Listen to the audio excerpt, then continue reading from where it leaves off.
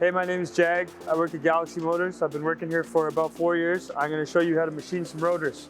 Reasons you may need your rotors machined is because you're replacing your brakes and you want a fresh surface for your pads to sit on, or you may have a pulsation in your brake pedal, or your steering wheel may shake at highway speeds. Basically, what this machine does is cut a new surface for the rotors.